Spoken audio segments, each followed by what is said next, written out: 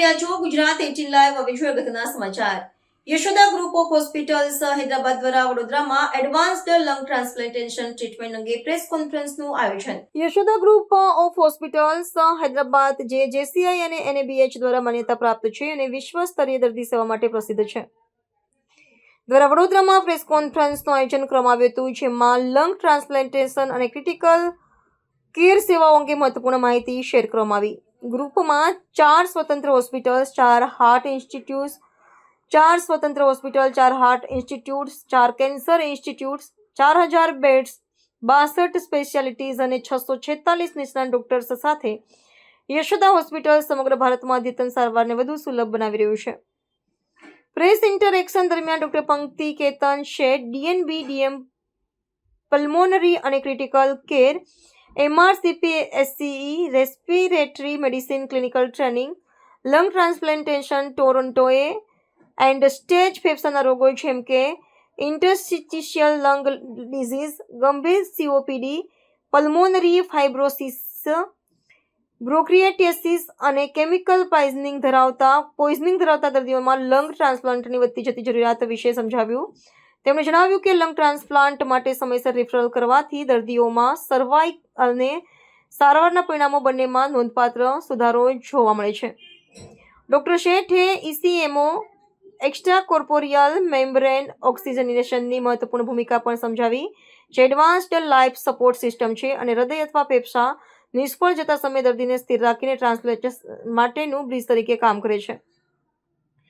ચર્ચામાં ઉમેરતા Yashoda group of હોસ્પિટલ્સના આસિસ્ટન્ટ મેનેજર આશુતોષ રાઠોડે જણાવ્યું કે હોસ્પિટલને અનેક રાષ્ટ્રીય અને આંતરરાષ્ટ્રીય સન્માનો પ્રાપ્ત થયા છે, જેમાં પ્રતિષ્ઠિત platinum level ELSO award four excellence in life support અને નોટો દ્વારા પ્રાઇવેટ ક્ષેત્રમાં સર્વાધિક ડિસીઝડ ઓર્ગન ડોનેશન્સ ધરાવતી હોસ્પિટલ જેવા એવોર્ડ્સનો સમાવેશ થાય છે।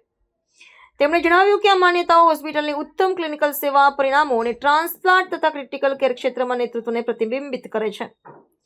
ટીમે તાજેતરની એક ઉપલબ્ધિ વિશે પણ માહિતી આપી, જેમાં યશોદા હોસ્પિટલ્સે 12 વર્ષના બાળક પર પણ સફળ બાયલેટરલ લોબાર્ડ લંગ ટ્રાન્સપ્લાન્ટેશન કર્યું હતું, જેને પેરાક્વાટ ઝેરનું સેવન કર્યું હતું। આ સફળતા વિશ્વમાં પ્રથમ વખત પેરાક્વાટ ઝેરગ્રસ્ત સૌથી નાની ઉંમરના દર્દી પર કરવામાં આવેલ લંગ ટ્રાન્સપ્લાન્ટ છે, જે पीडियाट्रिक लंग ट्रांसप्लांटेशन क्षेत्र में वैश्विक माइलस्टोन है। आप सभी को नमस्ते। मेरा नाम आशुतोष राठौर है। मैं यशोदा हॉस्पिटल हैदराबाद की तरफ से वडोदरा गुजरात में आया हूँ। मैं सेंट्रल इंडिया के लिए हेल्थ केयर सर्विसेज ऑपरेशंस देखता हूँ यशोदा ग्रुप के लिए, और करेंटली हम लोग वडोदरा में एक प्रेस कॉन्फ्रेंस का आयोजन किया है, जिसमें हम लोगों ने लंग ट्रांसप्लांट एंड उनका एडवांस ट्रीटमेंट के बारे में हमने उसका प्रचार किया है। So generally Yashoda hospital Hyderabad 1989 में एक छोटा सोमाजीगुड़ा यूनिट से स्टार्ट हुआ था, जो कि पहले एक 50 बेड का हॉस्पिटल था, और अभी आज हम लोगों के पास अप्रोक्सीमेटली 4000 बेड्स हैं, 62 मेडिकल स्पेशलिटीज़ हैं, प्लस 600 मेडिकल स्पेशलिस्ट डॉक्टर्स हैं। तो आज मेरे साथ प्रेस कॉन्फ्रेंस में डॉक्टर पंक्ति आए हैं, जो कि ट्रांसप्लांट पल्मोनोलॉजिस्ट हैं, एंड हम लोग मैं कुछ आपको स्टैट्स बताना चाहूँगा ट्रांसप्लांट के बारे में। तो यशोदा ग्रुप ऑफ हॉस्पिटल हर महीने कम से कम 4 से 5 लंग ट्रांसप्लांट करता है, 7 से 8 लीवर ट्रांसप्लांट करता है, 8 से 10 बोन मैरो ट्रांसप्लांट करता है।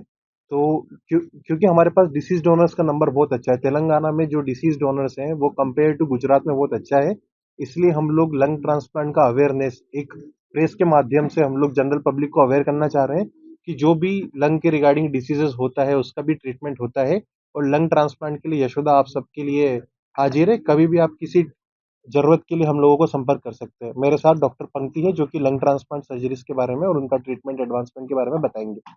धन्यवाद। મારું નામ ડૉક્ટર પંક્તિ છે, પંક્તિ શેઠ। હું લંગ ટ્રાન્સપ્લાન્ટ પલ્મોનોલોજિસ્ટ છું યશોદા હોસ્પિટલ સોમાજીગુડા હૈદરાબાદમાં। ક્લિનિકલ ટ્રેનિંગ મારી ટોરોન્ટો જનરલ હોસ્પિટલ કેનેડામાં થઈ છે, એના પછી હવે આપણે લંગ ટ્રાન્સપ્લાન્ટ યશોદામાં પ્રેક્ટિસ કરીએ છીએ।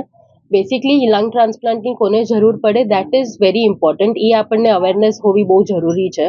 કોઈ પણ એવું પેશન્ટ જેને શ્વાસ લેવામાં તકલીફ હોય, જેને ઘણા ટાઈમથી શ્વાસ ચડતો હોય, જેને હવે ઓક્સિજનની જરૂર પડવા લાગે છે, એ આઈડિયલ કેન્ડિડેટ છે લંગ ટ્રાન્સપ્લાન્ટ માટે। આવું આપણે પેશન્ટ જેને પલ્મનરી ફાઇબ્રોસિસ હોય, જેને કબૂતરના લીધે લંગ્સમાં ફાઇબ્રોસિસ થઈ ગયું હોય, કે કનેક્ટિવ ટિશ્યુ ડિસઓર્ડરના લીધે સાંધિવાતના લીધે લંગમાં ફાઇબ્રોસિસ થઈ ગયું હોય, કે સ્મોકિંગના લીધે લંગ્સમાં બહુ એડવાન્સ ડિઝીઝ થઈ ગઈ હોય, જેના લીધે હવે શ્વાસ લેવામાં તકલીફ થઈ છે અને હવે ધીરે ધીરે ઓક્સિજનની જરૂર પડવા લાગી છે। આ આઈડિયલ ટાઈમ છે કે તમે લંગ ટ્રાન્સપ્લાન્ટ માટે હવે વિચારવાનું શરૂ કરો. તમે વિચારો અને પછી તમે જે છે અમને જણાવી શકો છો. તો અમે જે છે એ પ્રમાણે તમને સમજાવી શકીએ કે સર્જરી કેવી રીતના થાય, કેવી રીતના કેટલો ટાઈમ લાગે સર્જરી માટે, અને એના પછી જે છે તમે કેવી રીતે એક નોર્મલ લાઈફ જીવી શકો છો.